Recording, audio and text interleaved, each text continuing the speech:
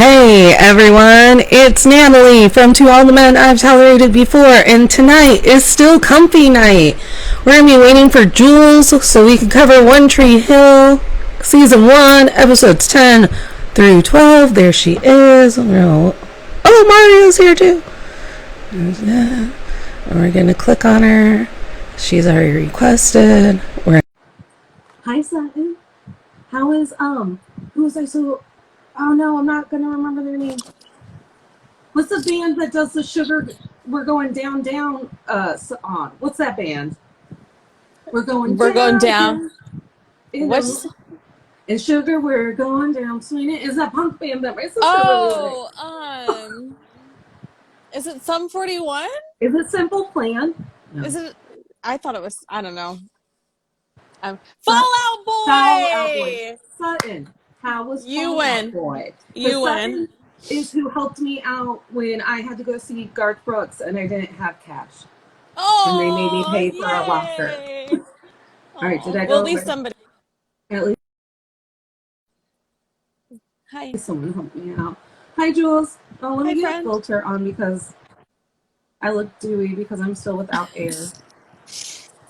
I'm sitting in my living area tonight because it's the only room with AC, and so I have a fan blowing directly on me with the AC unit behind me. So I should have pulled the curtains down so you couldn't see anything, but that's okay. I'll just sit real close so you can't see anything else behind me. If anyone's confused about why there's a wall behind me, it's because I'm downstairs, because upstairs it is the rainforest. Yeah. It's been a week. It's been a week. It's been a week. I also Simple Plan Sum 41 instead of... Sorry. Yes. There was a whole set and it was so cool. Yeah. I just saw Garth, which was also cool, but they don't allow bags in sports stadiums, and I don't know that because I don't sport. That's interesting. Yeah.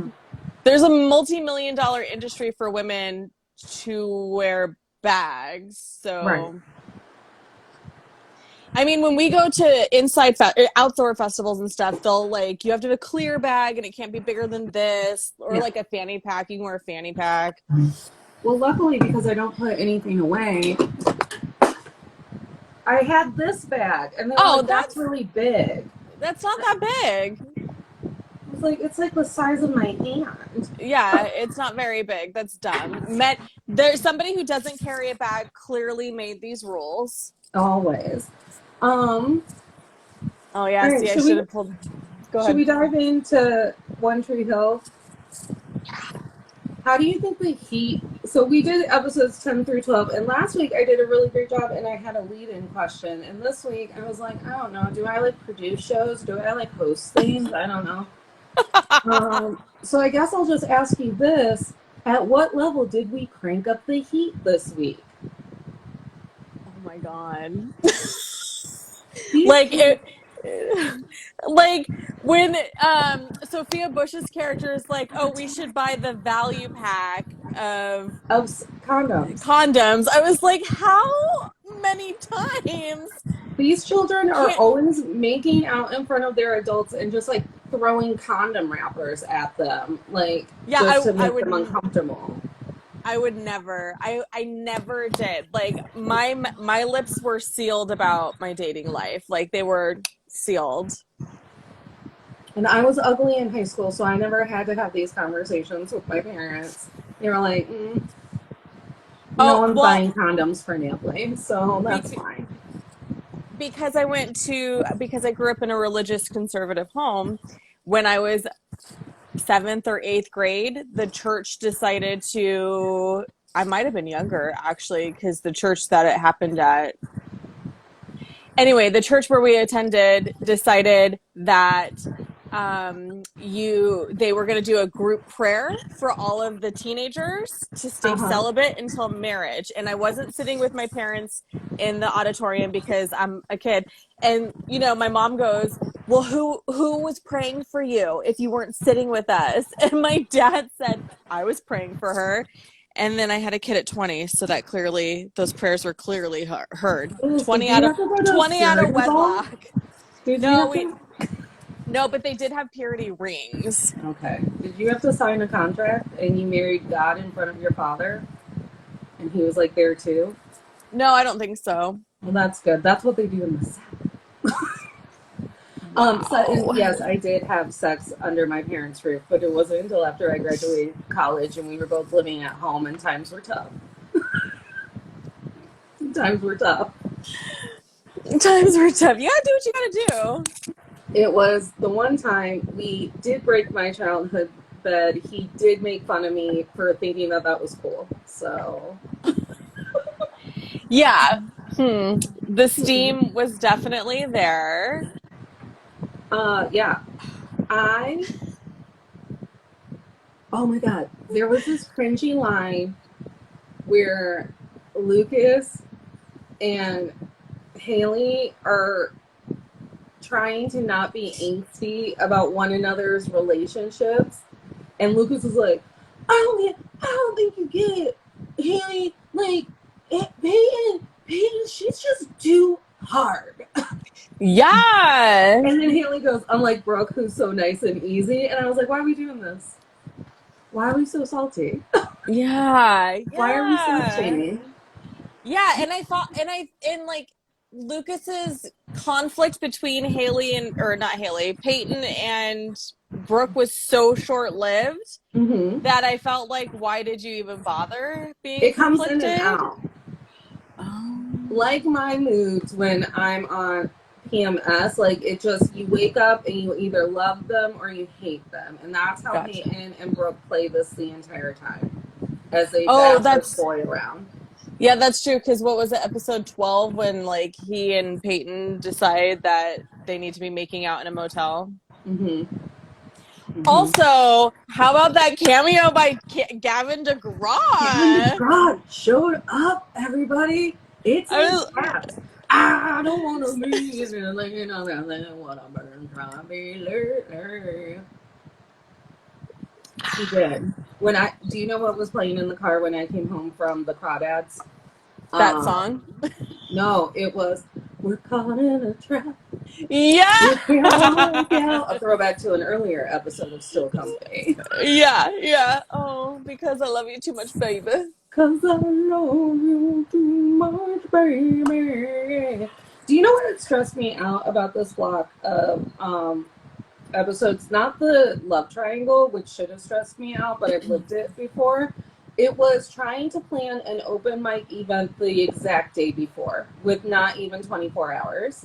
Yeah. That I felt was very 2003. Like, we just taking magic markers and trying to make posters. Because I don't know if you did this, Natalie, but when we were in high school, my best friends and I, there were venues where it was like, oh, we just heard that this is happening. Like, let's go. Like, how are we going to get there? Blah, blah, blah. So that kind of shit happened all the time where I grew up. So I guess it didn't feel odd to me. No, it was stressful for me. I did improv at a Cold Stone, so that's how cool my town is, my hometown. I will say that for the teenagers 20 years ago, there was a lot more music, affordable music venues to like frequent. Nowadays, like all the clubs we went to, they don't exist anymore. They don't. They're like track houses and wedding venues now. It's so sad. I saw some really, really awesome bands that are probably all dead because of drugs. Do you know what else I found weird?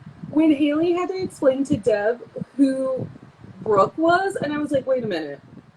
Your son has been inside of Peyton. Peyton is Brooke's best friend. In my neighborhood, we all hung out at the same time. Like, my mom would have known my friends' boyfriends or girlfriends. Like, my mom would have been like, who's dating, who's not. Yeah, not mine. Not mine.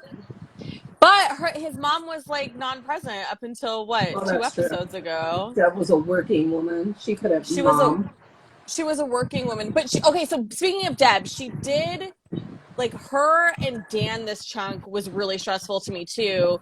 Like, at one point Dan says to Nathan, he's like, I just want everything, don't worry, everything will be fine, we'll work it out and it'll go back to normal. And Nathan's like, Mom, mom doesn't want things to go back to normal. She wants things to be better. And I was like, that's such good insight for a 17-year-old boy because, or 16-year-old boy, because for him to be so aware of the damage that's happened and is happening and how Right. toxic his dad is. And like, I think it's in this chunk where he's like, I don't want, unless it was episode 9 when he overdoses. But the point is like, he is now aware that he doesn't want to be like his dad. Right. And I love that for him. He OD'd in episode 9. And then this episode, Whitey loses all faith in basketball and he shuts the gym down. So he gets paid that week just to make a point. Wouldn't that be nice? Good for Whitey. And good for Whitey. If anybody wants my Venmo so they can pay me so I can just make a point, I've been making a lot of points, and I would like compensation. I'll send you what my weekly salary is so that way I don't lose out. Maybe my parents are the weird ones because Sutton's like, my parents also didn't know friendships and relationships. I'm like, okay, my house was a cool house. My mom was in everyone's business. We had friends whose parents knew what was up. My parents just weren't those parents. Yeah. Not for me. For my siblings, they were. Like, for my siblings, they knew who was dating who and what was going on, because our house was the house that the kids hung out with. By the time I got into high school, because I'm so much younger and my dad was a cop, everyone was like, we're not hanging out at your house, your dad's a cop. I mean, fair. And like a big scary black guy to boot. Fair. So I can't tell if this note, Dan is so gross, is because Whitey shuts down the gym and Dan immediately is like, makes it about him. I'll degrade my son on a golf course. Sutton, I'm also the baby of the family. I'm the baby of the family too. But my sister and I are only 17 months apart, so we all had the same friends. Yeah, so it's kind of different. Like, my brother is 7 years older than me. Like, we do not have the same friends, or did not have the same. We don't have the same friends now, actually. Yeah. So can we talk? Oh, go ahead. Okay, so I was going into the golf course weekend where they get there and they're like, Mr. Scott, you wanted to bang your wife this weekend, so there's only one bed in there. King size bed. Mm-hmm. And Dan goes, and they're like, we can find you a room that has double beds. And he's like, I don't want to lose that view, though. I want to like look at the lake. So just like bring the boy up a cot. I was like, what a lovely. That's some shit my family pulls on me when they're like, well, we've got a bed for you and a bed for you. And Natalie, have you heard of the couch? Yeah. Same. We'd go on vacation in this spot called Pinecrest in the summer sometimes, and it was a lake situation, and I slept on the couch.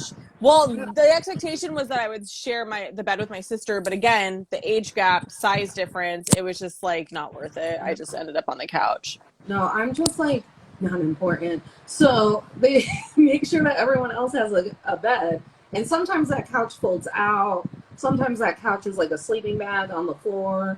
It's just, and you know what? I'm so glad that Dan Scott and every man in my life hasn't had to give up a view. I know that we really shouldn't spend a lot of time talking about Dan Scott and giving him the air that he is. But like, this block of episodes for me was really, really hard to watch Dan. Yeah. And it's not just because I understand that his character is supposed to be awful. Like, that's the point of his character. He's terrible. He serves as like that opposite. So that way Nathan and Lucas can sort of have whatever's going on that's familial. Like, he's the connector. I get it. But he is so mean to Deb. When she throws him out and he just doesn't understand. And like, the thing that I was thinking about today on my walk, like, Dan reminds me so much of my godmom's first husband, and I've worked so hard since they got a divorce to remove myself from that kind of person. And what really sucks is like, that kind of person still so heavily exists and is still so heavily in control that I'm almost like, Dan Scott, you're too real. I can't hang. No one can hang with Dan Scott. Dan Scott is actively re-traumatizing my inner child. Like, number one, like all the men I've tolerated before, Dan Scott loves to rewrite history. So his parents come into town, and Deb's like, wait, his dad is Major Dad, right? yeah, his Isn't dad is that Major Dad? I was like, Major Dad? Major Dad, I need you to calm down. So his parents come into town, and all of a sudden his mom's like, Danny, you didn't even want to play basketball. And they concocted this lie to get Dan out of basketball. You know, maybe Dan did play baseball. Maybe he tried to Michael Jordan. You don't know. But Bono's baseball. Anybody? This mean lie to get Dan out of basketball so his dad would just leave him alone. And then immediately Dan starts the gaslighting parade, and he's like, that's what I let my mom believe that. But I've been miserable every day since. And the rehab didn't help the 3 days after I had decided I needed to go back to basketball. Yeah, he's like an underdeveloped, delusional child. Like Corey Matthews. Because you started rewatching Boy Meets World because we've been having fights about Girl Meets World. And whether or not Joshie is a predator. Verdict is in. He kind of is. Predator. I looked up the numbers. Because it was 2014, right? Girl Meets World was 2014? Yeah, so... Well, Joshie would have been 15. You know what? I looked it up, and I guess he's 17, but I've decided that 17-year-olds on their way to college shouldn't date... Is it me? 9th graders 2 weeks after... Oh, you're frozen. I'm back. Am I back? I've decided the 17-year-olds who are just about to graduate and go to college, like have one foot into the door of college, shouldn't date a 9th grader who's 2 weeks into her first year of high school and telling them, don't worry, baby, we'll play the long game. I don't like that, Josh. And then they're like hashtag long gaming all over the place to one another. I'm like, stop whispering it to one another. Stop it. So in honor of our conversations, our spirited conversations offline about Boy Meets World, Girl Meets World, I did turn on Girl Meets World the other day and just started like binging. I'm not to the point of Joshie yet, but... Have you seen Hottie Mr. Turner? Not yet. I just watched the episodes where they discuss... Where they basically are like, don't be demeaning towards Harley for being a janitor, but also they're still demeaning towards the jobs that are janitors and cafeteria ladies. Yeah. Also, can I just say, like, shout out to us for living now in a world where I can wear high-rise pants and crop tops, and it doesn't have to be low on low. Yeah. Like, I think low on low is why I never put on a crop top. But now that we can do high with low, now I'm on board. Yeah, like, can we talk about it every week. Did you watch One Tree Hill? They would have told you it was okay. They would have been, it's fine. Encourage you to... I'm okay with you, I'm not okay with that kid. Yeah. I was just going to say something else that is relevant to the, like, weird dynamics, but you weren't the person I was having that conversation with, so I'm going to have to wait. Okay. Can we talk about the subtle... I feel like all of episode 10 is the you will have sex and die, and you will have a baby and die. Right.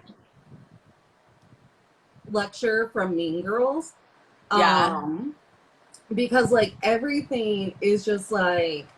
Because then, like, Jake has a rough time with Jenny, and they're like, hey, kids, do you know that if you have sex, babies will cry at you? Ah! He brings up AIDS. It's like, why? Wait, I don't remember. Oh, because of the tattoo. Because of the tattoo. Which is a terrible tattoo, but super on trend for 2003. I heard the backstory of the tattoo. So Chad Michael Murray had a different tattoo. I won't say that it's good. I don't know him or his life or his arm. And they were trying to cover it with flesh makeup. Yeah, because you can tell in the earlier episodes they're covering it, because in 2003 we did not have good makeup to cover our tattoos. Nowadays, however... So they were trying to take makeup over it. But it was getting too hard in the North Carolina humidity and summer. So the makeup kept, for folks' sake. I was just saying Paige is here. So the makeup kept melting and dripping down his arm, and they had to like literally keep reapplying it, which I guess bunches up television production. So then they wrote this entire episode about Brooke and Lucas, I almost called him Chad, going on a date and getting drunk and getting a giant Asian symbol tattoo that actually means make. Oh yeah, I hate it.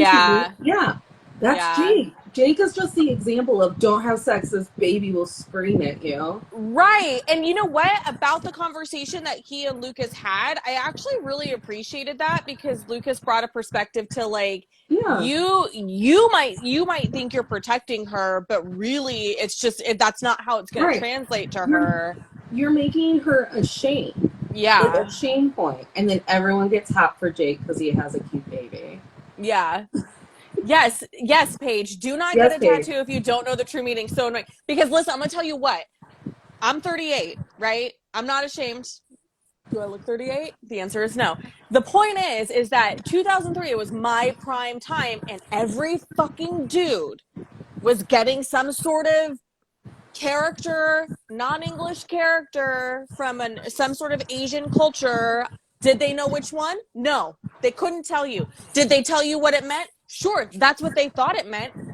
Ask me how, like, you couldn't go, there was no dating without dating a guy, without, Paige is now my new favorite person. She thought she would have guessed 29. Melting without the air conditioning. My Mario! air conditioning is broken. Mario just called me ancient. Fair, considering some of the... right now. Well, I posted something earlier from somebody who posted about how like people born in the 90s are really old. Oh, I saw that. Yeah. The elders, the ancestors. And the 80s are the ancestors. I was like, we're gonna go find this kid. This boy better hide. No, I'm gonna own it. I'm gonna stop working on myself and be like, I'm an ancestor now. I don't have to. I'm the ghost that haunts these halls. Sorry, back on the whole single parent, scary thing. But the tattoo. Oh yeah. Is so they made up a tattoo so that they could have whenever they wanted him to wear tank tops for his beefy arms. So girls would go, "Ooh, we're gonna watch this show every week." They could have a bandage over it because do you remember being in high school and if you got a tattoo, they were like, "That's cool. No one should see it. It's that permanent pain on your body is against dress code." So I got a very large back tattoo a month after I turned 18. It is like shoulder to shoulder, top of the back to the middle of the back. I fell asleep during it, whatever. We were looking at it in journalism class one day because I knew my mother didn't know. They didn't know. My folks didn't know I had a tattoo. They didn't know I did this. So I'm wearing a jacket over my tank top. In journalism class, is like, who cares, whatever. So I took it off so my friend can see. The teacher walks by and goes, "Put your jacket back on. That tattoo's against code." I'm 18, bitch. Like, I can write my own notes to get out of class. Right. Yeah. Our comments are just blowing up with like decade hate, and I do feel oppressed, but I'm gonna own it. I'm the ghost that haunts these halls from now on. That's who I am. Because I don't know if I've mentioned it, but my air is broken, and I really do think that I'm going to pass away. No! I will pass on. Okay, so before we got on, the LA Times posted a thing that was like, this guy works from home and he died and nobody knew that he was dead for 5 days. And I was like, thank God Natalie and I talk. Thank God Natalie and I talk every day, because if you don't respond in like within our reasonable accepted time limit, I could be like, I gotta find her friend. Mario is so they can go over there. Take off your top, and we're not doing that until Instagram installs a tipping function. So everyone, you can email Mark Zuckerberg. I believe that Instagram has a help or a support email. So you tell them we need a tipping function, because then Natalie, I don't know about Jules. I won't make that commitment for her. Will just show us anything. And she'll start eating mac and cheese on camera. I'm not eating for you guys for free. I do love mac and cheese. I will, Mario, you know what I'll do? Because we're connecting next week to record. I'll find I have the trace drawing of it. I'll find it so I can show it to you. That's right. Mario, No! she'll arrange for you a separate room away from this to take off her top. That's what I heard. I don't know what everyone else heard. That is not, I don't know why that's what you heard. I like that Paige thinks I'm rich enough to have an ice maker. I have to hoard my ice. It's in a tray. I can't just be putting that in my bra. Maybe when I'm sleeping tonight. Maybe my ice packs are frozen. I was just going to say, you should do the ice packs. That's what we do. Like when we have chicken, like when people have chickens and stuff and it gets triple digits here, they'll put ice packs in the coop with them so they don't die. And that's what I am. I'm a chicken in a coop about to die. I would like to have a list from Uncle Keith himself about the bad choices that Lucas was made to witness. Because when he said that, like, I've already made Lucas make me watch a whole slew of bad choices. Yeah. For a win, Keith. For a win. Also, did I already say this? Where does Keith live that he can just up and move into Karen's house for 6 weeks and not worry about rent? Like, I know we're supposed to suspend disbelief here, but like... I'm assuming he slept in his office at the garage. Okay. I mean, I believe it. Also, I still can't get over the fact that these people are supposed to be younger than me on the television show. I can't hang. Well, so when Jake sings that song to Jenny... At the open mic night? Yeah, did you see Peyton immediately go, I didn't know Jake could sing? And I was like, there it is. That horny look in my eye I get whenever someone takes the stage. And friends, if you haven't tuned into the episode that Natalie and I did where we discussed the very long list of musicians that I have dated and am trying to convince Natalie that she should not join the ranks and the likes of me, you should do that. I forget what it's called, but it's on her Jake has show. Eyes. Yes, and I am still doing To All the Men I've Tolerated Before. This is a spin-off collab, so we get internet clout.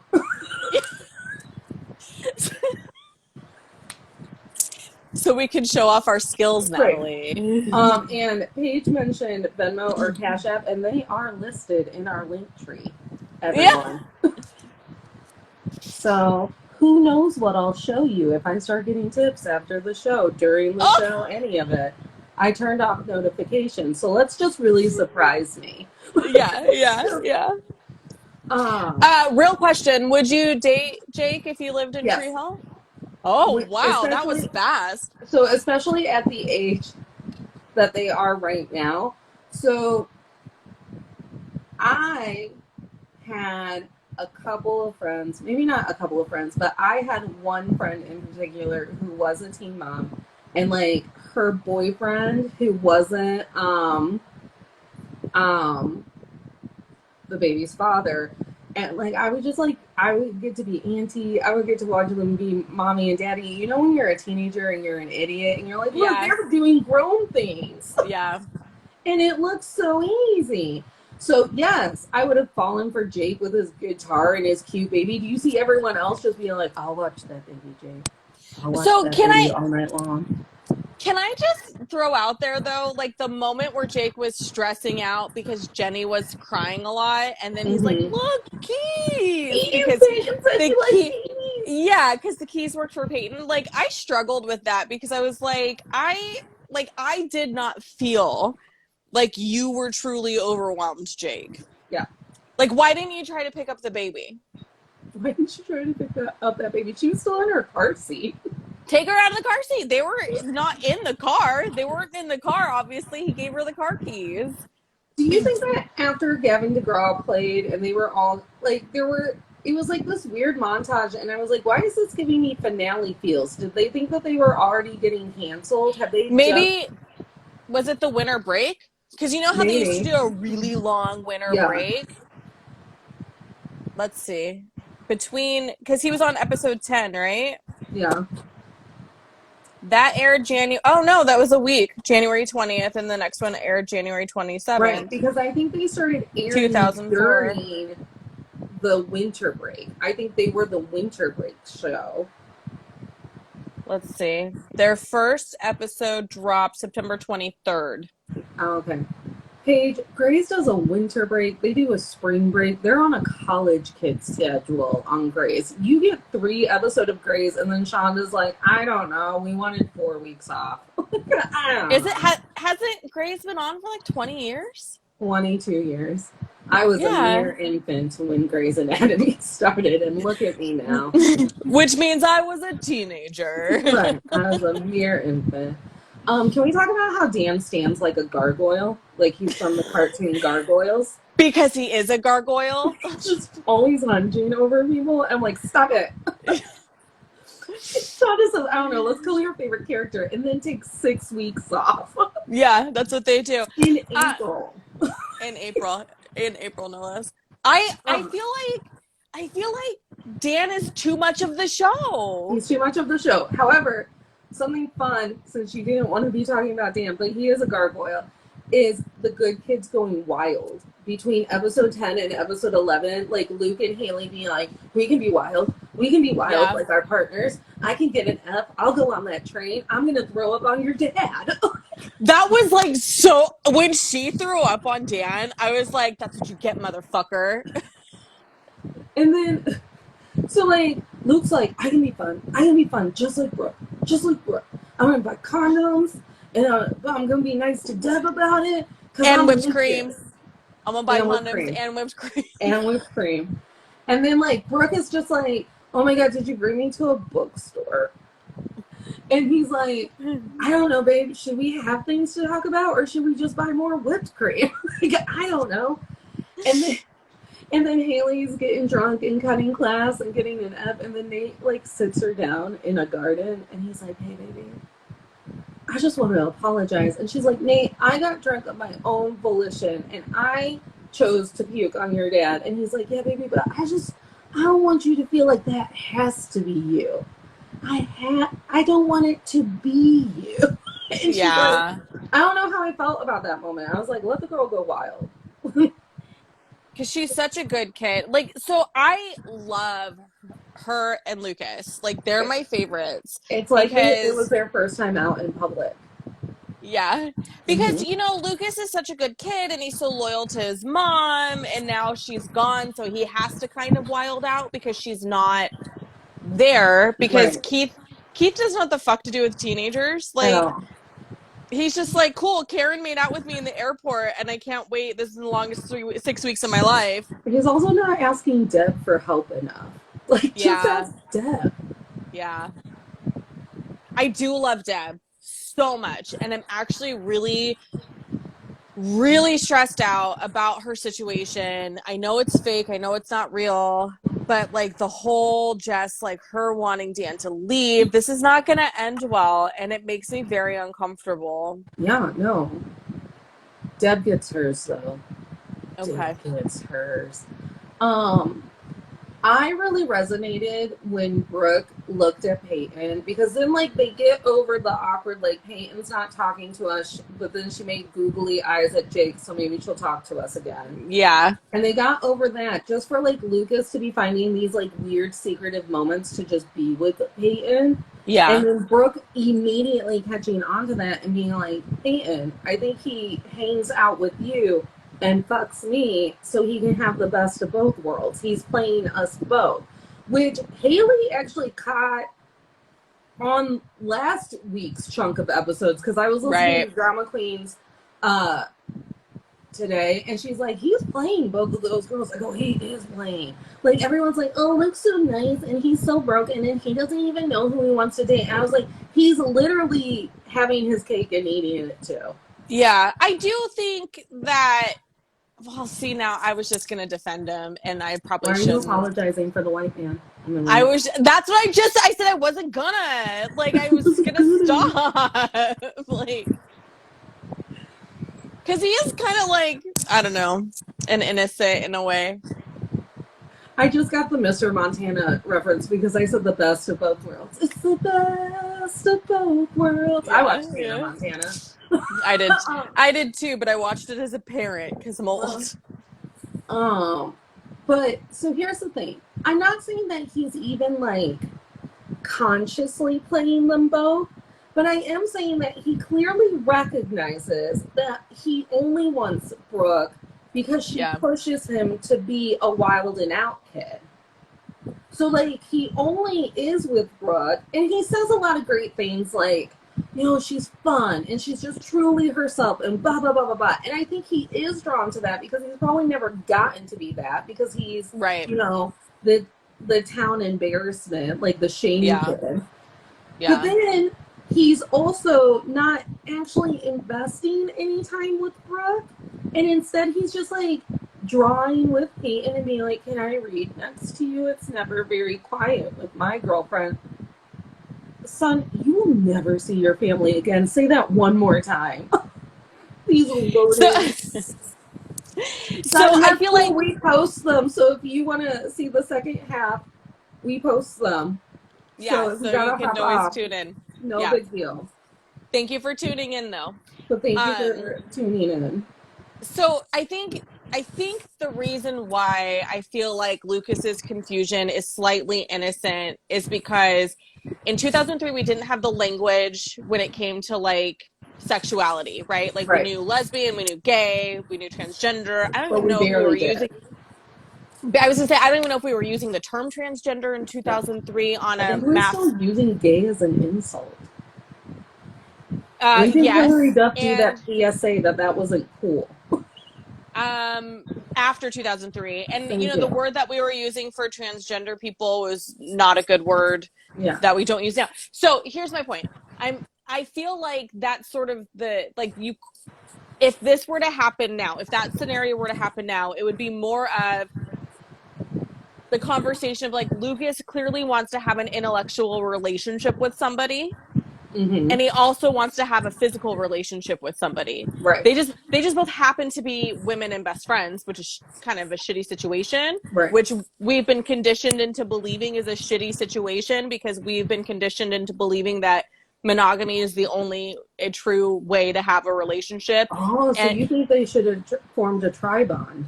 well, and not even just that, but like the kind of moving away from like the traditional binary, right? Because you Yeah. can want to have like there's a name for it. I forget what it is.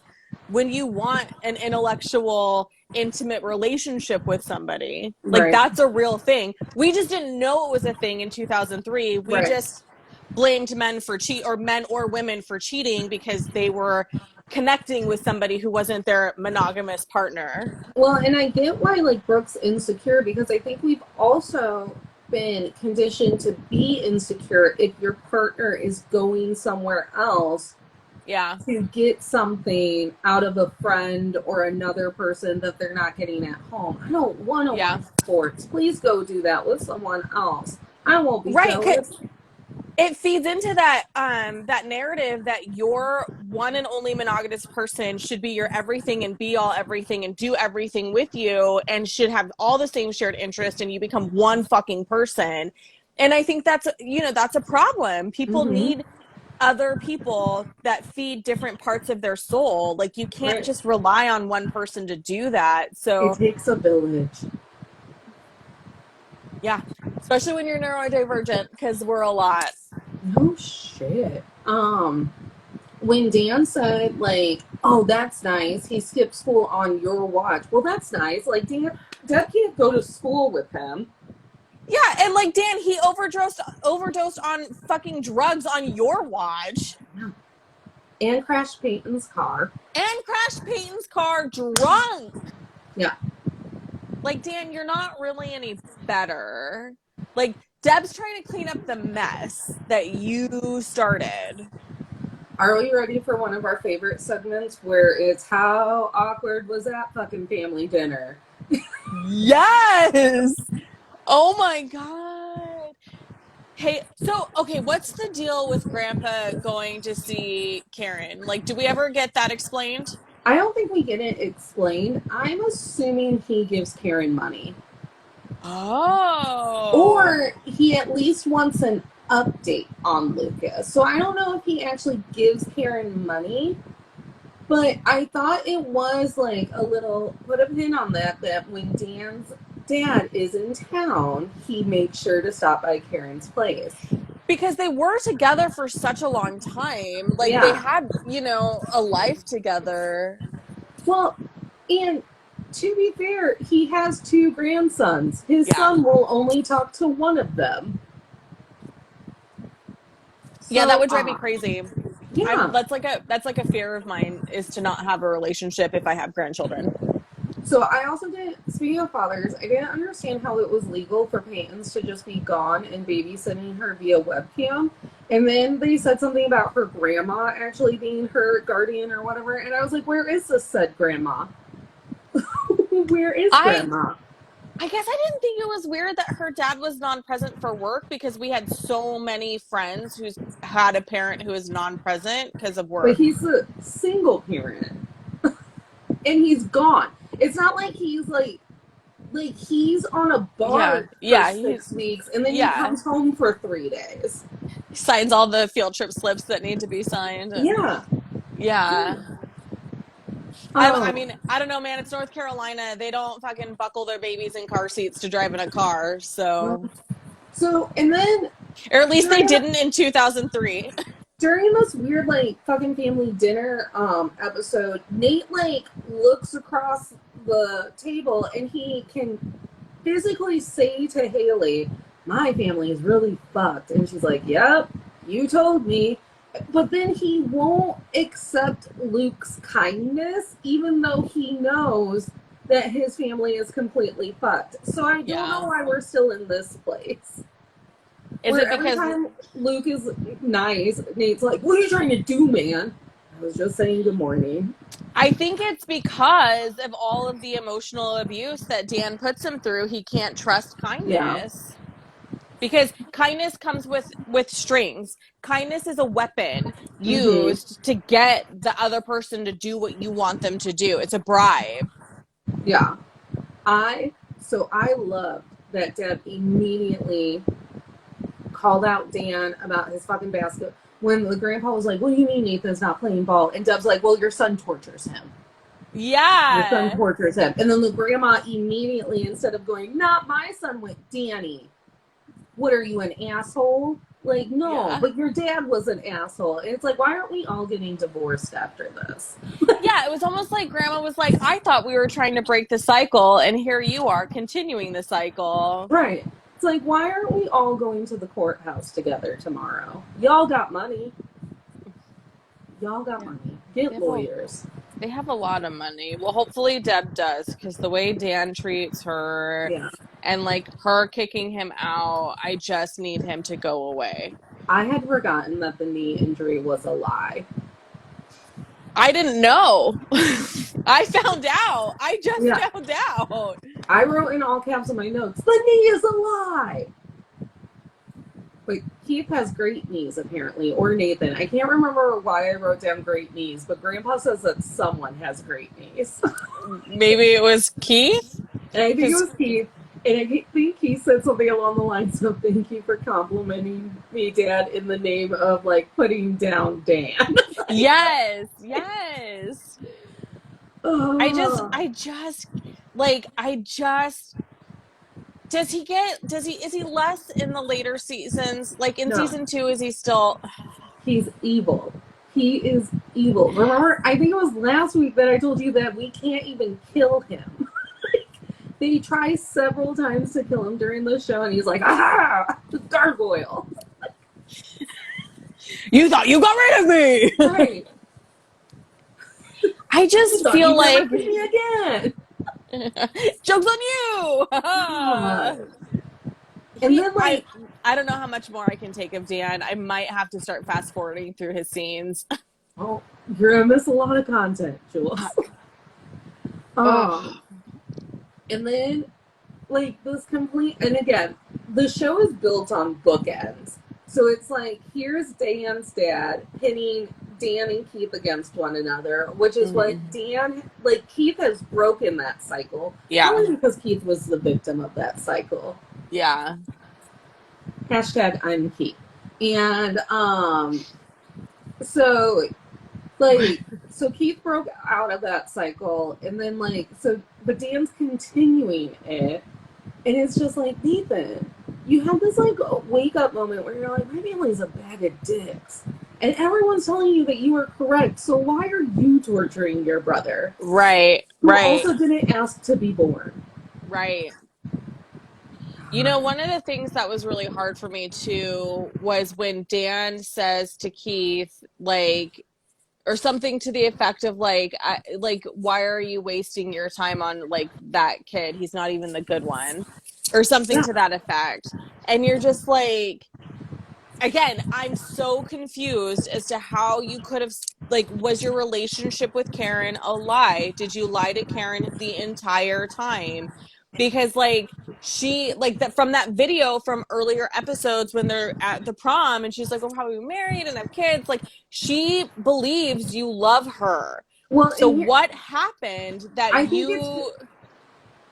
think it's arrogant man doubling down. Like, he made a choice, and now he's going to be the dick that always makes a choice, and he's always going to be screaming at you that he made the correct choice. It's just like this knee thing where he's like, well, 2 hours later, I knew that that wasn't the right choice, and your grandmother made me. She said that I was tearing apart your grandparents' marriage. I did it for you and Nathan. Like, what? What? No. Yeah, he's just delusional, and I'm not a fan. Yeah. I was so distracted by Awkward Family Dinner because it brought me right back to Time Traveler's Wife and our favorite episode where Claire beats up Henry and then they have to sit through dinner. And that I didn't write anything down about the hurricane, Peyton's dad maybe being dead, and then the cheating moment. Every note I have is about fucking Dan. Like, way to ruin everything else, Daniel. Everything else, Daniel. But so amidst Dan being a gargoyle, there's a hurricane because that happens on the coast. Because that's North Carolina. Yeah. Right. Peyton's dad is on a barge because that's where he works. So his barge gets lost. That's the phone call she gets. Yeah, he went missing. Like, he and like 3 other people are missing. But they recovered a body. Yeah. And then Peyton, like, I'm still confused as to why I didn't think it was legal that they would let a 16-year-old ID a body. I'm like, that can't be right. Maybe they don't know she's 16. Maybe they only know that she's the nearest relative. Because I don't know about you, but like every job I've had that's like, who's your emergency contact? They don't ask for a DOB. Well, that's true. I was like, this doesn't feel legal. So Brooke, Peyton, and Lucas are trying to fix up yet another classic car that Peyton and her dad own. Who are these people? I do like it. That actor is really cute. Yeah. So Hillary Burton had a little bit of chemistry with the guy playing her father, and she calls him Daddy in the show. And I believe she said Daddy a certain way one time, and the directors had a huge conversation with her about how she had to deliver lines to him. It's real hard when you think someone's hot. That's real hard. As we know, I love hottie Mr. Turner. Could you imagine me having to pretend like Mr. Turner is my teacher and I'm just sitting there going, what's going on with that jacket? I'm very grateful none of my teachers were attractive. Oh, at all. Then, what were we talking about? The hurricane. Hurricane. And Peyton's dad being a hottie with a body, which I believe is what Peyton and he's got a good smile too. He's got a good smile. He's got a good attitude. Luke almost kills him with the rake. With the rake, you know, Luke's just trying. Which he was even good natured about that too. However, like, I didn't like the whole like, hey, teenage boy who can read and has a lover's soul. You watch over the daughter that I'm babysitting via, what did Brooke call it? Her call for help webcam. That was great too. Yeah. Well, I mean, I feel like I'm the wrong person to have the standard is reading conversation with, because as you and I both know, that's The bar standard is number one. literary. Literacy Literary. skills. So anyway, You can read. Like whenever a celebrity, a hot male celebrity posts about a book, I'm always like, huh, you can read. I know that we're not talking about the crawdads, but I was very confused that the crawdads went from not being able to read at all to reading collegiate level biology books, and I was like, okay. That's I just how can't good of a read. teacher Tate is, Right. okay? I've been reading light years ahead of myself. I was reading at a collegiate level in the fourth grade, but I can't read those biology. She knew shit about how the fireflies light up their butts differently to like either eat you or marry you. I'm like, what? I mean, I was of the generation that was still told that girls can't do science, so Oh yeah, well me too. I mean that happened to me. yeah. So, Where were you 20 years ago, Kaya? Kaya, Tate, Kaya and Tate? Kaya and Tate, aka the new Notebook. Um, But anyways, Peyton's dad is hot, but he does look at like a fellow like Lucas kind of looks like Peyton's dad, and he's like, "Hey, you kind of look like Yeah. Will you help me babysit my daughter from oceans away?" And Luke's like, "Yeah, I know where the rake is." So then, like, I also feel like that changes the dynamic of the triangle too, because now Lucas has been given like a responsibility role Yeah. over Yeah. Peyton. So of course they're gonna end up making out in the rain. And making out in the rain is hot. So, It is hot. That's what Spider-Man told us yeah, several times. several times. Um, but so then I don't know, and like poor Brooke's just left at home by the phone. She did insist. She did insist because she didn't want to die in a hurricane. I read that on her face. She's like, "Are you gonna have to drive in an active hurricane?" And they were like, "Yes." Yes. And she's like, I'll stay here. I'll stay here. I don't want to die in the hurricane. I was like, okay. you know what? That's valid. Yeah, because, okay, listen. I know people are terrified of earthquakes, but the last major earthquake we've had in California, it's been a while. Mm-hmm.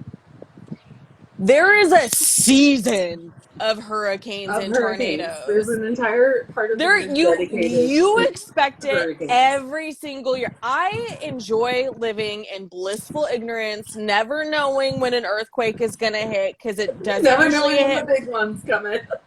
It doesn't usually hit where I live. We get the ripple effect. So I'm just over here like, I'm okay that there's not an earthquake season. I will stay here. I will stay here. Today I did walk out of the crawdads and I smelled the air and I was like, I smell rain. And then I was like, ooh, it's like 93 degrees. If it rains, we get in twisters. Like, oh, no. Because I'm a weather scientist and I just decided that that's true. But wait, it's not true. Mm-hmm.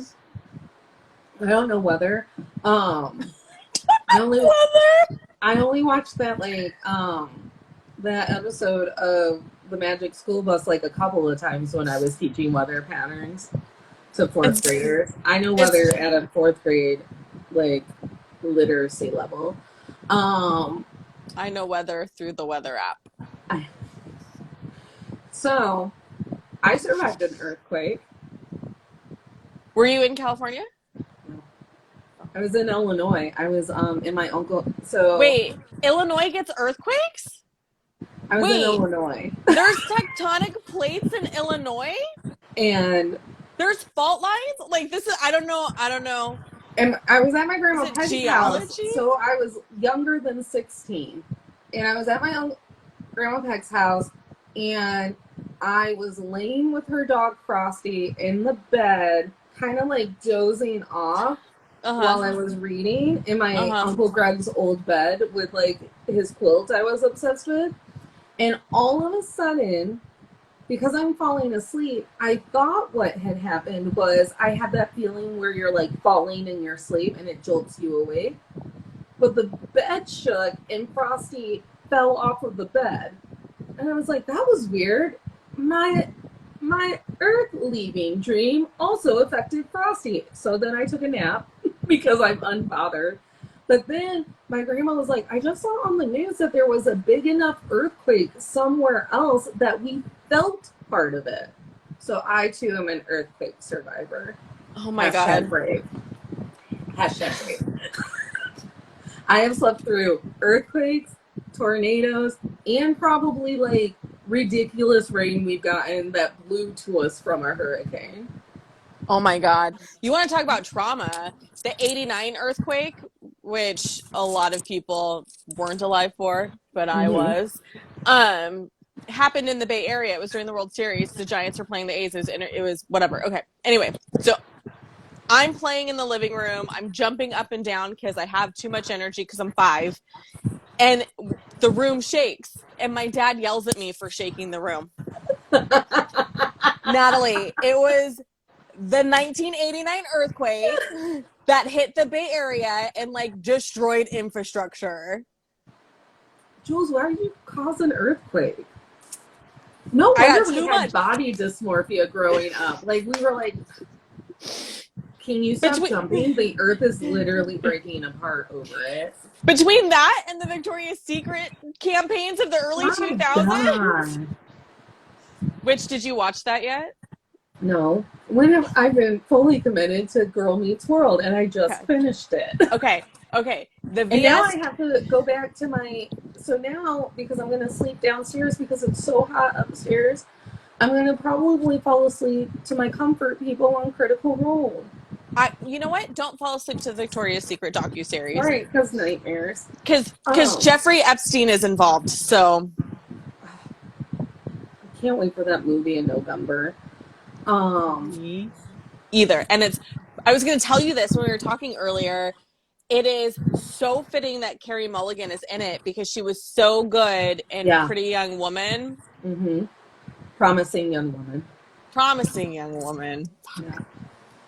Yeah.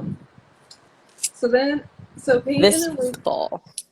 It's not full anymore.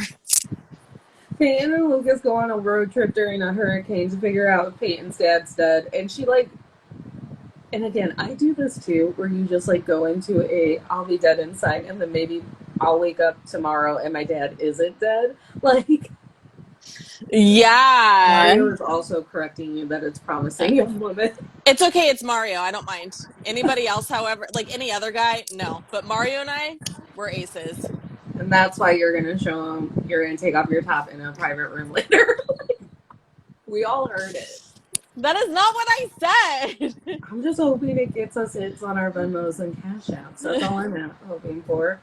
If anything can Venmo throw me that $75, it kind of just gives away every once in a while.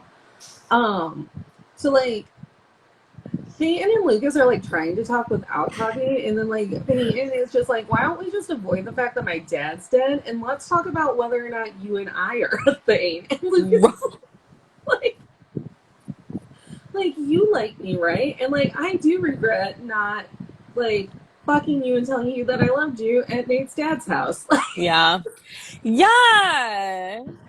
I do feel for Peyton because she does have You don't? Got a lot going on. I do. She's got a lot going on. She's got a lot going on, and I understand being the girl with a cement wall up, and then people don't want to wait around for you to get around that cement wall. Mm-hmm. And then because she's too hard, as Lucas put it. Well, she's cement, so. But then the moment she looked at him all dewy-eyed and went, "My daddy isn't dead," he's like, "We should make out." It's just the adrenaline. We should take off our tops.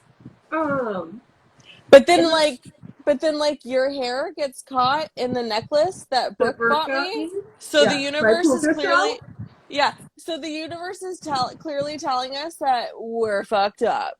Like how people keep rescheduling on me this week, so the universe is telling me not to work. Yeah, because it's true. it's too hot in this house. I literally almost asked you earlier, should we postpone the show because it's really hot in your house? No, because I got a fan blowing directly on me. Can you hear it? Yeah. God damn it. I meant to ask you, but then you said that your fan was blowing, and I was like, well, if her fan is blowing and I can't hear it, maybe she can't hear mine. And I just moved on. So I have a wind chime inside because But I don't have you have your big microphone. I'm using these. Yeah. Well, choices have been made. And you know what? If people started giving us money, I'd be better at this. I also have an indoor wind chime because I don't know. I'm unhinged. Someone gifted.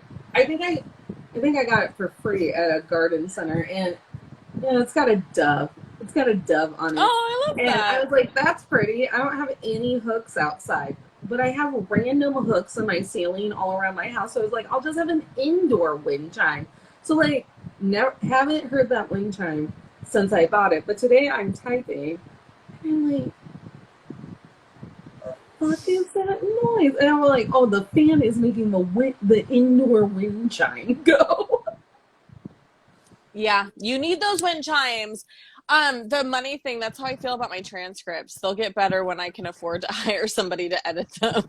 You know, guys, don't let these shows be like that blanket that Dan's mom gives him, where it's just a representation of all of our wasted dreams. That's what I wrote about the blanket that Dan's mom hands him. I was like, look, Dan, it's a blanket of all of your wasted dreams.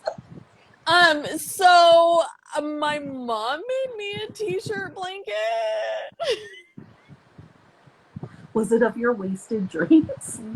Aww. That and the photo albums she made me for my 21st birthday. It was like, look at all these accomplishments Julie made. Look at how talented she was as the dancer. Look at how talented she was as the theater person. Look at all these amazing articles she wrote for the newspaper. Look at all these amazing things she did with her life between the ages of 5 and 19. Yeah. You know, my parents just chose to not. They were just like, we won't take photos. We'll pretend that these things didn't happen. There would have been I didn't really have dreams in high school. Like, we've talked about that. I'm like, yeah. Nothing. But I feel like that's normal, right? The people who have dreams in high school are kind of the outlier, because like a lot of the kids that my kid went to school with is like, oh, like, have you thought about what you want to do with your life? Nope. I truly don't think that I started dreaming until during the pandemic, where I'm like, I'm alone. Yeah. Now I got to figure out what this is going to look like when they let us out of our houses. Yeah. A lot of the kids were like, I'm going to college because I need to. Because I was told I have to. Because it's going to get me out of here. Like, I don't. Should we have stronger feelings about the fact that Peyton and Lucas cheated on Brooke, and then they just got home and she was real cute and bouncy and was like, I'm so glad your dad isn't dead. They called me and they found him. I feel like I should be more upset about it, but I also feel like I expected it because, again, it's 2003, so they're not gonna explore the concept that he pass that boy back and forth. Yeah. Is that's what they do all throughout the whole series? Maybe, yeah. It's like just ping ponging. Okay. And then was it the end of episode 12 or was it the end of episode 11 where like they're playing? It must have been episode 11 or 12 because it's when Whitey's still shutting down the gym or whatever, and then Lucas tells Nate. Well, no, Peyton's just offering to watch Jenny left and right. Like at the cafe, she's like, I'll take her. At the river court that night, she's like, I got her. And then they like take a cute Polaroid with her. And then they get to go back to basketball practice because like Whitey's decided that they've learned their lesson. Yeah. Whitey gets paid for abandoning children on the side of the road. And then just for saying, I'm done doing my job until you have sense, and closing down the gymnasium. Can I do that? Because we both know that there are days when I'm just like, you have no sense. Stop telling me how to do my job. Stop it. And then, and no one pushes back on Whitey. And if they do, he goes, my name's on the gym. And they're like, you right? You are right. Your name is on the gym. So, but she's always offering to watch Jenny. So she's Which is sweet. Which is sweet. I love getting attached to a baby that isn't mine. And just being like, I will imprint things onto you that aren't my right to imprint onto you, but I'm here. But I will do it anyway. Yeah. That's how I feel about my niece. I had a former friend who, when her infant was in the room, she would talk about how it was when I was actively working in theater, how there was no money in the performing arts, so why would she like make a point to let her kid do that in high school or whatever, because it's not a job, that's not a real dream. And I went, I'm literally making money in the performing arts. I go, she doesn't have to like be a Tony winner, but like she could be the lady that answers the phones. That's what I do. Yeah. That's stupid. And it's you need to let your kids have an outlet, and not in the way that like Dan was pushy about basketball with me. Because it's not even an outlet. Yeah, it's an avenue to discover yourself in ways that you maybe wouldn't haven't before. Like, but it was the whole it's capitalism in an eggshell, where it's like in a nutshell, in an eggshell. Yeah, I was confused. Put some ice on it, and that's what Lucas and Peyton needed to do. But it's like, that's capitalism in a nutshell, right? It's like, why would I encourage my infant to be involved in performing arts if I don't believe he can make easy money doing that? Right. Like, people make money in the performing arts. Yeah, and actually, if you're not in front of the camera, right? Like if you're in the technical side, you're always pretty much not guaranteed a job, but like those jobs are always needed. Like auditioning for a lead role, one person, right? Like you have to compete against thousands of people. But if you're a technical director, if you know how to do lights, if you know how to do like stagehand shit, like you have a job. Well, and then Pod Meets World said that if you directed the pilot of a season or produced the pilot of a show, that you get royalties for everything going forward. They were like, oh, that's why you never came back, because you do as many pilots as you can, hoping that one of them sticks, and then you gain money off of whatever happens afterwards, even if you never come back. Yeah. I love that show because they give you so much information like about like the industry and what it's like. There are too many spoilers for you to listen to Drama Queens, but it's the same. Like today they had their hairstylist come on to just talk shit. Okay. Yeah. I love that. But there are too many spoilers. So are they going episode by episode the way that Pod Meets World? They are going episode by episode, but then they jump ahead and they're like, oh, that connects to blah blah blah blah blah, because they're assuming that you're listening because everyone's has seen it. Okay. I was gonna say, because I could listen to just the episodes only, but if they're jumping around, then I don't want to do that. Yeah. They're like us. They're just in a hurricane trying to. That was me in a hurricane. Quiet for just a moment, the yellow sky. I was like, that was us in a hurricane, if anyone was wondering. Yeah, and I just chose to do Hamilton. Because why not? Oh, yeah, why not? I haven't sang enough this episode. I truly don't feel like it. Well, Natalie, we've had a hard week. We have had a hard week. And for whatever reason, our hard week just keeps catching to anyone who has to talk to us. Yeah. It's true. I'm like, I'm so sorry that the universe went, you're hot, but not in the Hollywood Midwest way. So it's only Tuesday. We're aware, Mario. I don't know why you're rubbing it in. Mario, we're talking. You're We're gonna talking have to pay double for me to take off my top in the private room. Mario, we're talking about last Tuesday to this Tuesday Oh, because that's our anyway, week. I can't remember what I was saying. Oh, Anyone who came near us. anyone who came near us, the universe also started to fuck with them because they're like, listen, like, Nelly's hot. She's hanging on a thread. Her My brain ain't working. And, drink like, is leaking. Jules's drink is leaking. Like, she will still make herself sit in front of Zoom and do a recording with you. But the entire time she's just going to be looking at that clock going, did I do this enough?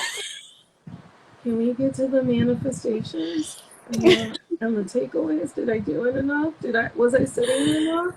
I can't move from the couch. That's where the fan hits the best.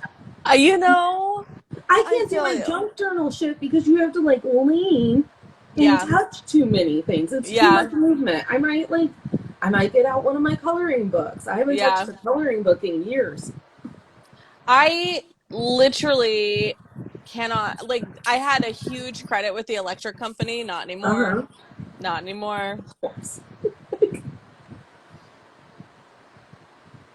Okay, what are we wrapping it up or do we have more to say? Honestly, so like the thing of it is, after I was done writing my notes for this block of episodes, I was like, this block of episodes didn't do it for me as much as the other episodes. Because I was so triggered by Dan that I literally, like, I normally have very detailed notes of things that I want to talk about. I was so triggered by Dan. I don't even have notes for episode 12. Yeah. I was like, I just have to get through it. I can't with Dan.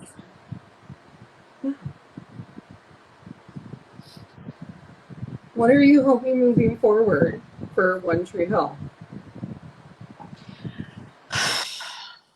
You told me that what I want isn't going to happen, and that is for Dan to go away. No, he can't even die. That's all I want. I'm not saying that other characters don't cut him out of his life, but we can't even get that man to die. I feel like there's a whole season dedicated to trying. So will Karen come back then within the next 3 episodes since she's gone technically for 6 weeks because in real life she's having a baby? I feel like Karen should be coming back soon. Because I'd like to see Keith and Karen come together. Come together. Yeah. I did, because I do really like, excuse me, I do really like their dynamic. I think that they're really sweet, and I just love how much Keith cares for Lucas and gives him, like, unconditional love. Yeah. I kind of want to go through on IMDb and just kind of like look ahead to be like, what is Jules going to have to live through this season? Because everything feels so far away, and then all of a sudden, Peyton's making gooey eyes at Jake, and the Jenny's involved, and Brooke and Peyton and Lucas are already making out, and I'm like, I literally don't remember this happening so quickly. Dude, Jake and Peyton hook up? No. Are you saying that so I'm not thrown? I don't remember. Okay. Because that's got to be hard. Like, that would be an interesting storyline to go down. So I thought, I was like, well, maybe I'll just like flip through IMDb and see if anything comes to me. But then I was like, it might also be exciting for me to be surprised and be like, whoa, who knew that was coming now? Oh my God. Oh my God. Because there is one thing that I just continuously whisper to myself when certain things are happening about what I know about the future, but I'm so hyper-focused on what's going to happen in that moment that I'm like, that has to happen around season 3 or 4, right? And I kind of want to look ahead, but I kind of also want to be like, I mean, let's just be blindsided by it. Yeah, I mean, I'm going to be blindsided, so be blindsided with me? Yeah. Yeah. Are you still comfy? Yes. Not with Dan. Dan makes me very No. uncomfortable. No one should be comfy with Dan. Could you imagine? You know what? That's a test. You should watch One Tree Hill. And if some moron is like, you know what? I just feel like no one's asking Dan how he feels about his dreams being crushed. Then there it is. Then you're like, leave my house. So is this the new dating test I should do? Yeah, it's a litmus test. Yeah. I think, you know what else I think is a litmus test? Promising Young Woman. I think you should have to, around date 4 or 5, be like, we're watching Promising Young Woman. And if someone goes, it just feels like they're trying to get the point across that any man will assault you if you're drunk and easy. Yes. Yeah. Red flags, 100%. Red flags, 100%. Like, I just feel like this movie is making every man out to be a criminal. Yes. It's just literally hitting us with a point. We have receipts. So we have receipts. So until you prove otherwise, as soon as they say that, you turn off Promising Young Woman, and then you turn on One Tree Hill from last week, where that kid didn't even blink while he roofied Peyton's drink. Right. He just got out his giant pack of roofies. It looked like a Mentos pack, and he popped one in her drink. Like, kind of swirled it. Like, how does that mindset even develop? Like, I don't understand how that type of behavior, I don't get it. I don't get how people like Dan exist. I don't understand it. Like, it blows my mind. So I've started blaming I don't understand why this is such a big deal mindset. So because every time you talk about an issue, whether it's a BIPOC issue, a LGBTQAI plus issue, a gender issue, any of it, every time you talk about it, some fragile person in the room has to go, I don't even know why we have to talk about this. Yeah. And then the conversation stops. Yeah. So therefore, no one is actually critically thinking about any of those things. And then they're like, what do you mean that some guy that lives by the ice cream shop that I really like just left a girl at a dumpster? I have to live where Brock Turner lives. I might have to see him at a Grader's. Oh, you're frozen. That done froze you. There we go. If it makes you feel any better, like, yeah, like if it makes you feel any better, like Scott Peterson is from here, so. But yeah, like you're right about the whole thing. Oh, I told you a couple months ago I was going to tell you my Peterson stories, and now I forgot. Okay, remind me to do that when we're offline. But I think you're right, because whenever I try to approach conversations with people especially about centered around being mixed, because mixed is a completely different mind game than when you're like, quote, monoracial, right? Like, I don't present as what you obviously think a certain type of race would be, so whenever I bring up situations or issues, also wants to hear the Peterson stories. Okay. All right, we'll talk on Thursday. I'll save them for Thursday. So when I talk about things about being mixed, like it's I'm either not allowed to have the space because somebody else's plight is harder and more complicated and more difficult. So negating my lived experience. But you're also asking me to not negate your lived experience. So, like, can we maybe get both ways? Or two, they don't want, like, the people become so uncomfortable and do what you said, which is like, I don't even know why we have to talk about this. No. Or like, so Promising Young Woman, I very much feel like I'm the difficult old woman at this point, because someone will be like, I just don't understand why we have to watch shows that tell us that like bad things are happening. And I'm like, because bad things are happening. And then I list 10 bad things that happened within the last 3 days. And then someone's like, you're just acting like those things happened to you. So I told you my theory, right, about why why we need fiction and why we learn more from fiction. I've told you this before. I'm going to say it again to anyone who's new. we get so much more out of learning from fiction and pop Right. culture than we do from like listening to somebody's story, because we immediately discredit what you have to say in your lived experience. But if we see it represented in pop culture, if we see it in fiction in some sort of form, we tend to think about it. It's a little bit safer to have that conversation. It's a little bit safer to explore how it makes us feel. And then it helps us lean into having like the real genuine conversations. And I think that's why it's so important that shows like yours and mine exist. Yeah. Bad things are happening, Paige. And I have coined a new term called weaponized ignorance. Yeah, she sure did. Where there are a lot of people in power who are literally just plain ignorant on the issue, so that when you walk up to them and go, this is an issue, they go, what? Women don't have bodily autonomy in the year 2022? How did this happen? And it's like, well, maybe it was because for 7 years you voted against the majority when you stood up in Congress and Senate and passed and denied laws. I did? What? Who would have thunk?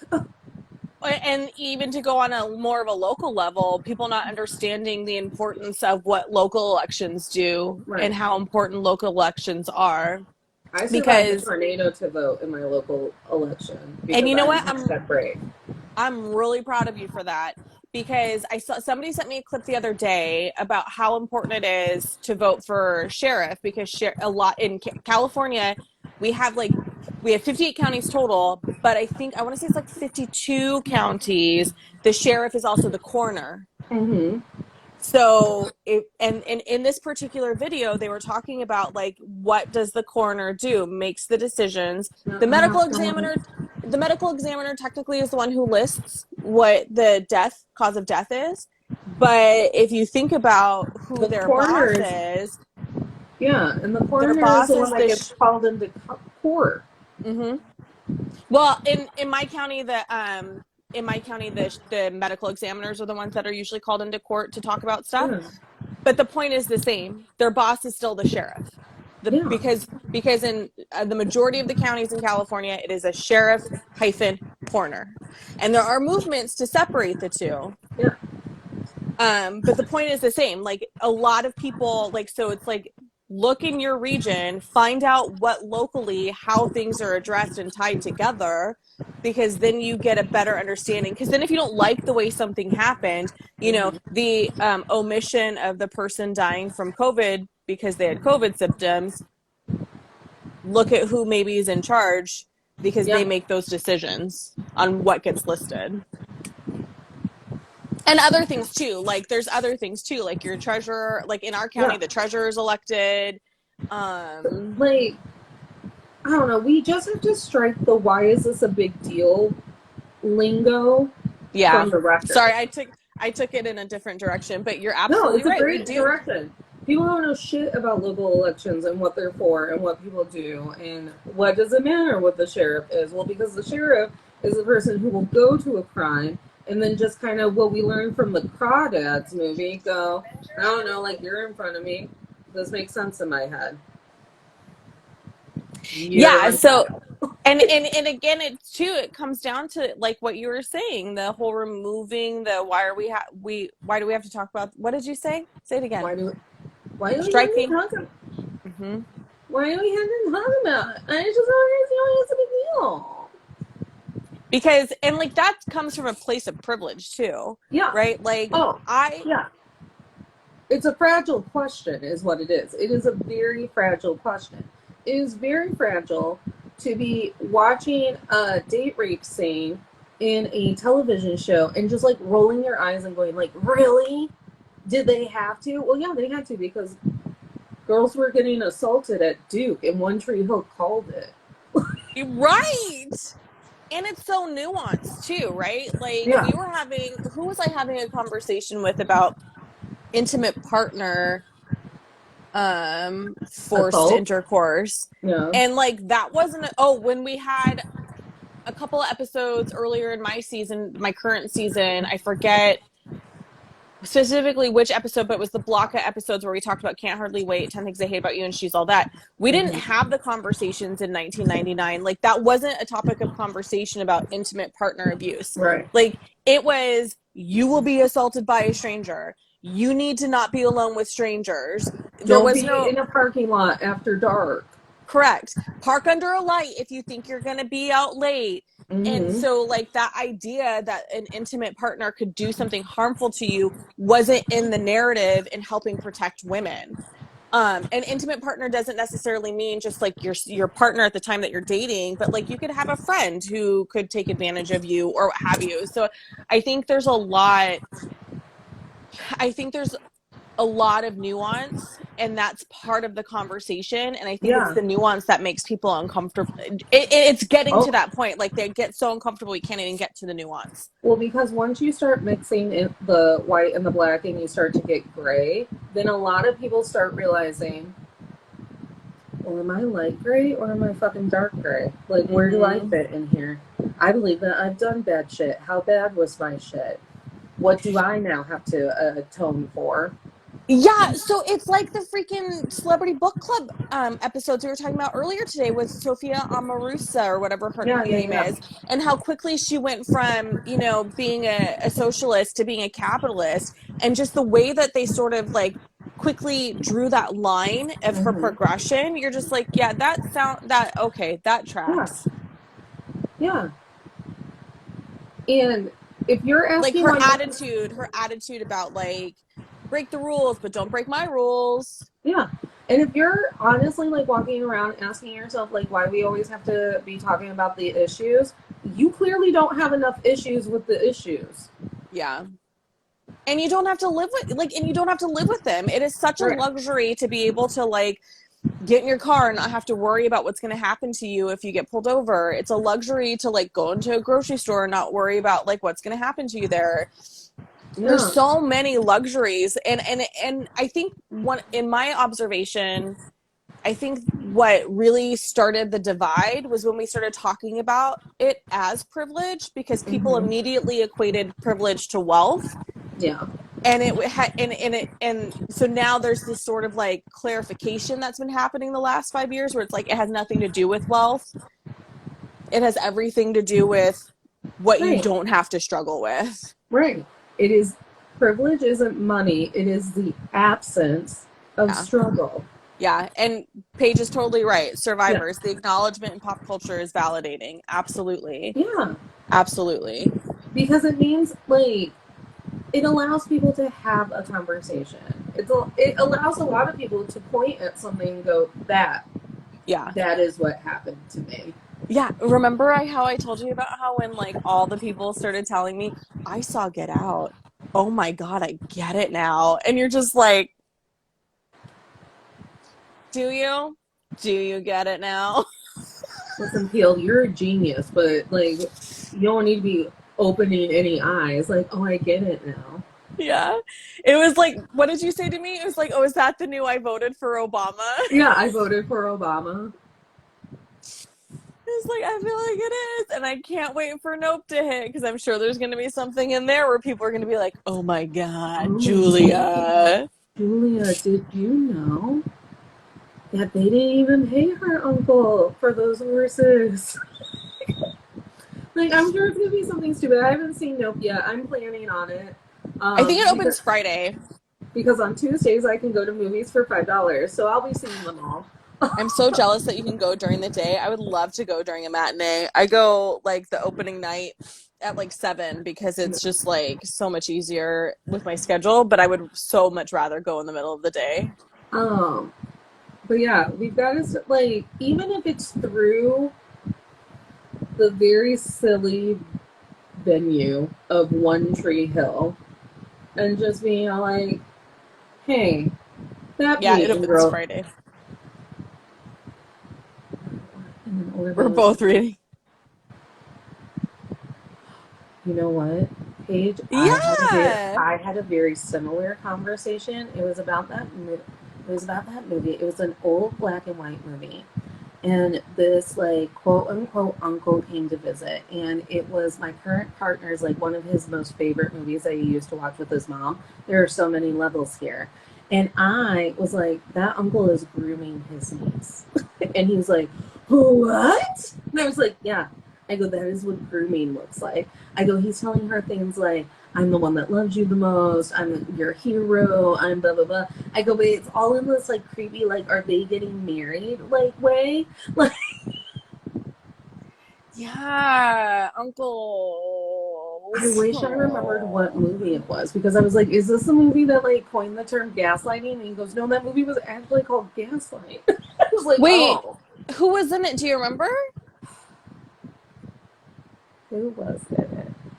Let me see if I can do one of my serial killer Googles where I just put random words into the search engine. Serial killer Google. Old I do that black too.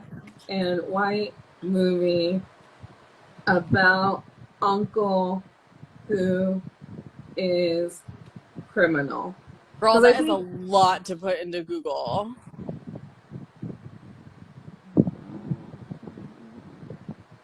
Was it Shadow of a Doubt? Yeah, it was Shadow of a Doubt. Who's in Shadow of a Doubt? Joseph Cotton. Okay. Let me look up Shadow of a Doubt On IMDb.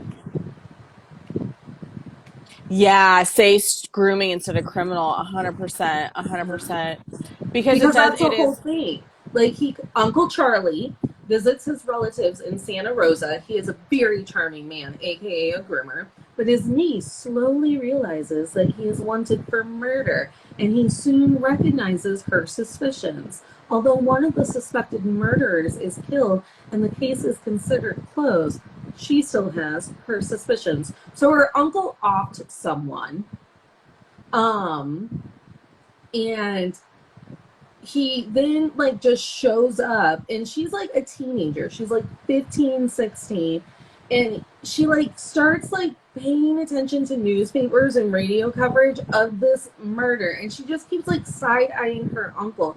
And when he catches on that that's what she's doing, he starts talking to her like she's his girlfriend. Ew. And then so when I raised this point with a former partner, and I was like, that's grooming.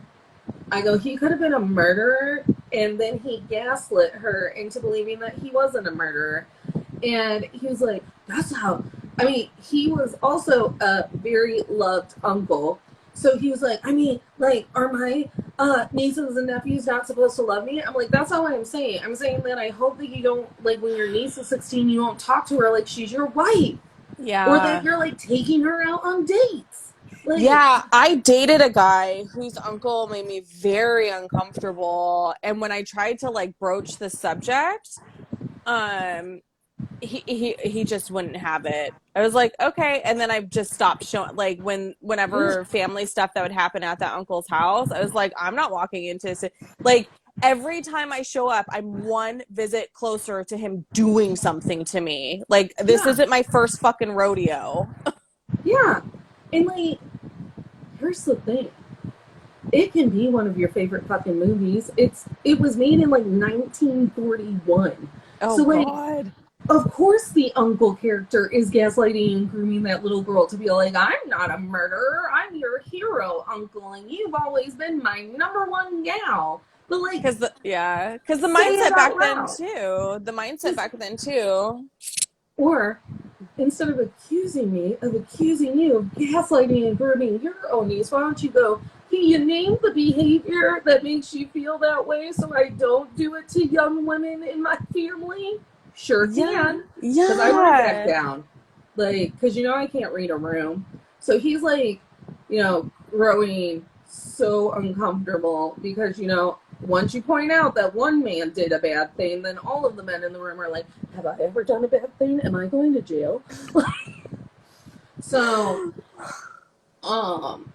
he's unraveling. And I was like, he's literally talking to her as soon as she's 18, they're getting married. He's Jerry Lee Lewising her. Except for Moira was 14, and they didn't wait. Well, and it's like, you know, Queen Elizabeth and Prince Philip. They met when she was like 13 or some shit like that, and they're freaking like second or third cousins. You know, it's just don't groom people. Wouldn't that be something? If only other people had someone like my mom who had a handle on it. She had a handle on it. So I'm doing research because we're going to do an episode about A Simple Favor. Yeah. And so I'm listening to the book on audio because, you know, A Simple Favor. I know you don't. So you know my feelings about the movie. But so I'm going to watch the movie this weekend because I'll be done with the book tomorrow. And I'm like, there's some stuff in the book that didn't make it in the movie, and I think I know why. Because it's not okay. I've always wanted to listen to that book, so now I'm going to. Yeah. And then we can talk about it. They're all nasty, nasty men. They all are. Steven Tyler, Jerry Lee Lewis, Elvis Presley. We talked about it on the Elvis episode. Yeah. You ain't nothing but a hound dog because you bought Priscilla when she was 14 years old from her dad in Germany. Julian Johnson. Paige, this was full of wine. It is now barely full of wine. So you're good. We probably should wrap up though because it's now after 8:30. Hi. If you just haven't decided that 95 minutes just isn't enough, good news. We have other episodes of Still Comfy posted on both my page on Instagram and Jules's Pop Culture Makes Me Jealous page on Instagram. Mine are One Tree Hill focused and hers are Time Traveler's Wife focused and why we hate Stephen Moffat. Also... And Melty Theo James. And bad wigs. Need a refill. Yes, Paige, I do need a refill. Also, on the Pop Culture Makes Us Jealous YouTube, that's where we're doing movies. So, on the Pop Culture Makes Me Jealous YouTube, now I'm unraveling. That's where you can find our Elvis review on whether or not Elvis still gets to make me feel comfy, since I know all of his songs. And next week, it's on the Men I've Tolerated Before YouTube, and we're doing Now and Then. Because I'm convinced that still will make me feel comfy. I can't wait to rewatch it, by the way. I'm so excited. I love the soundtrack of Now and Then. Yeah. Now that you're gone, all that's left is a band of gold. I still have that soundtrack somewhere. It's probably on my rock iPad. Yeah. Yes, favorite movie ever, Paige. We're going to do it live on YouTube next week. Yep, it's going to be amazing. Make sure to subscribe to both of our YouTubes. I'm going to let Jules do any other plugs that she wants to do, and then I'll remind you of all things Team Tolerator.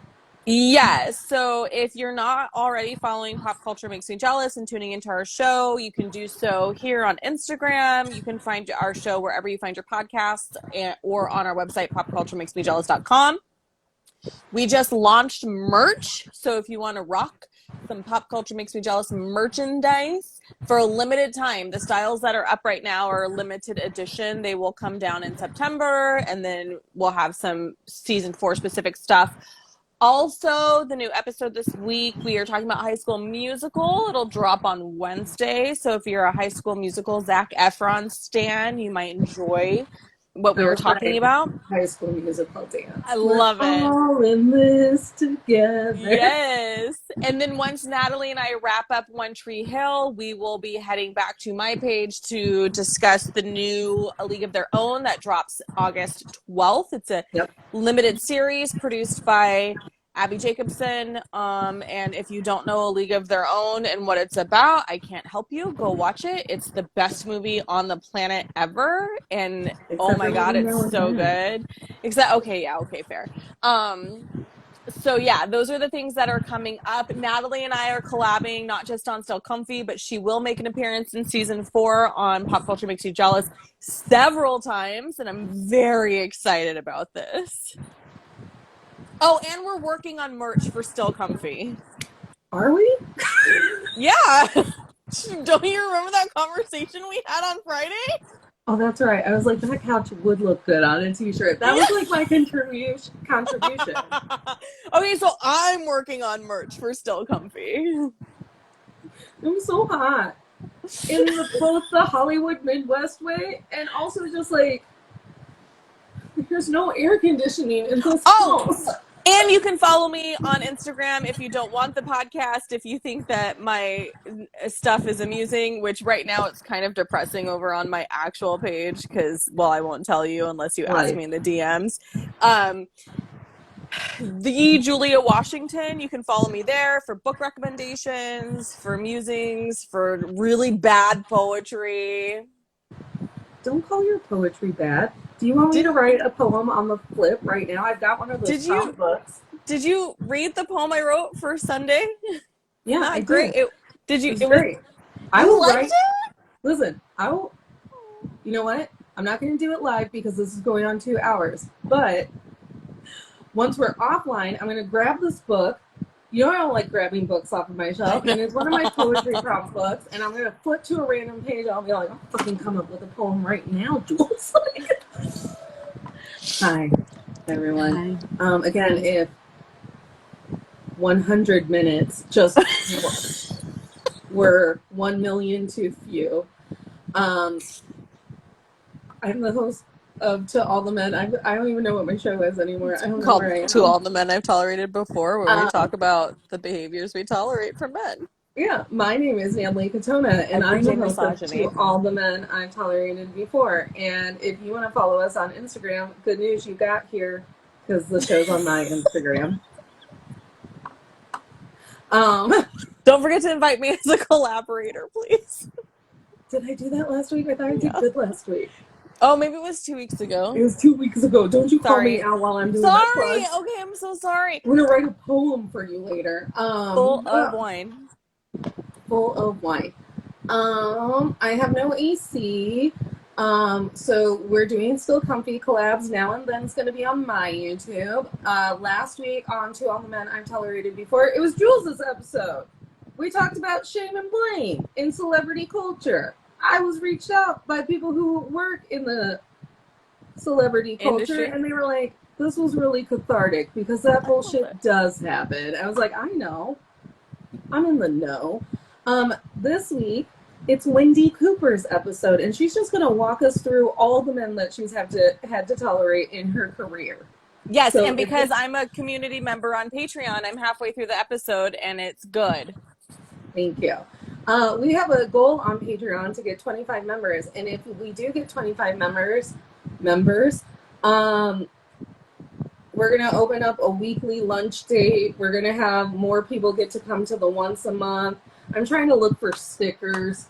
You can be my pen pal. I have so much junk journal shit in this house, and I will hand make you a card. I made my great aunt a card this week, and I made a friend a card this week. And I have so much shit in this house to glue. I have paper to glue on other paper all day, every day. You want to be my pen pal. I do actually. Fun. I know you do. 20. We've got 22 members to go. And that's it for To All the Men I've Tolerated Before. And this has been another cozy episode of Still Comfy. And next week we'll see you on the River Court. See you in the DMs. I tried to end this on my computer, and I'm like, bitch, you're on your phone.